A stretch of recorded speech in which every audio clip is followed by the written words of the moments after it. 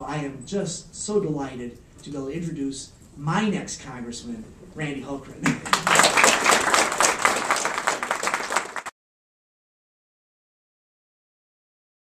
Felt like it was too important not to run, not to be a part of this debate, to stand up for what I believe is right, and that's smaller government, less taxes, free enterprise, liberty, opportunity. A couple big issues that we're talking about clearly is the extension of the tax cuts.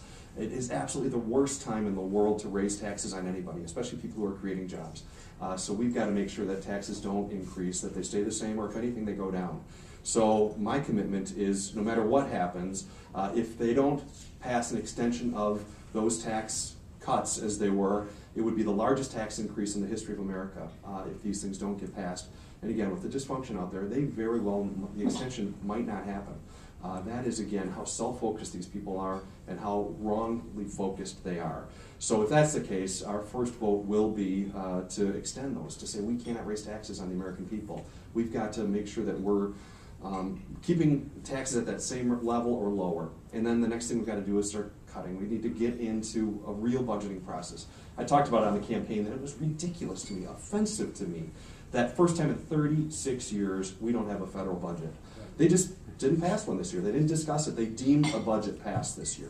That is offensive. When you and I have to tighten our belts, our family is relying on our budget more than we ever have before, and yet federal government in one of the greatest times of crisis just says, we're going to keep spending, we're going to keep appropriating, we're going to keep earmarking, but we're not going to have any budget because we don't want to be held accountable. We don't want a document that the American people could look at and say, look how far off they are.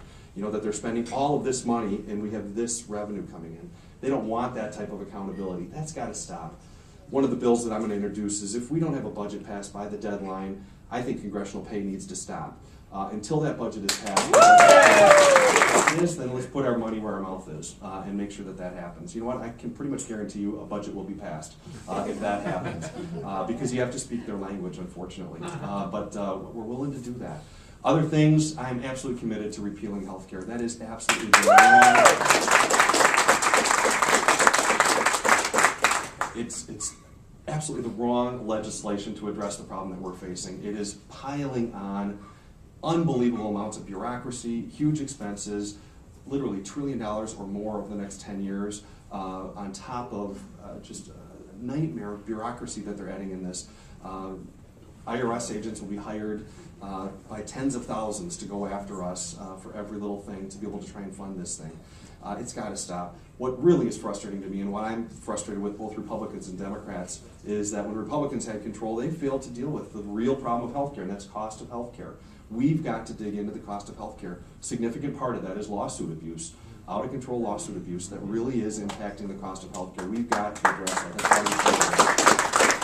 We've got to look for other options too of opening up markets, allowing people to buy across state lines, allowing groups to pool to be able to buy insurance, transparency for medical costs, that people would be able to see exactly what they're paying, where it doesn't matter who's paying the bill to determine whether that aspirin I get costs $5 or $10 or $50.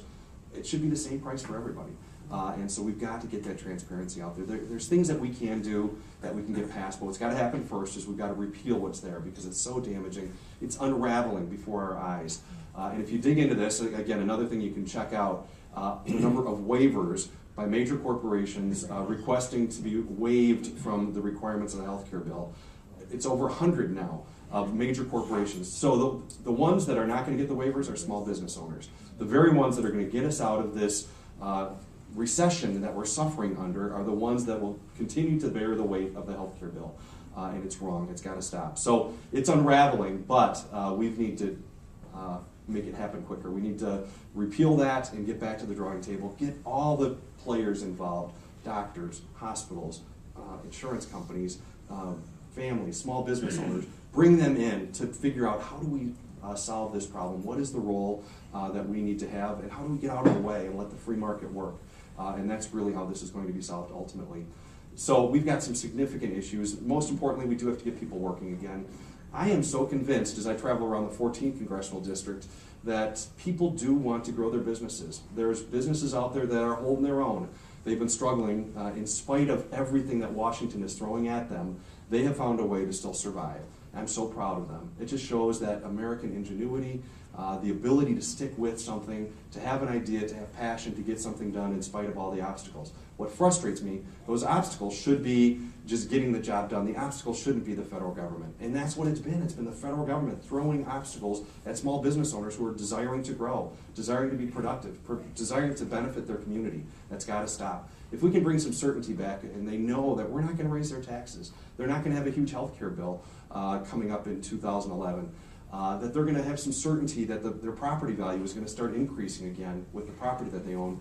Item after item, if we can bring a little bit of the certainty back, I can almost promise you that people are going to start hiring again. And we're going to see things turn around once again. They're just looking for some certainty and looking to know that if they do make this investment, they're not going to be attacked for it. So that's my commitment. That's a commitment of my colleagues out there. The freshman class are committed.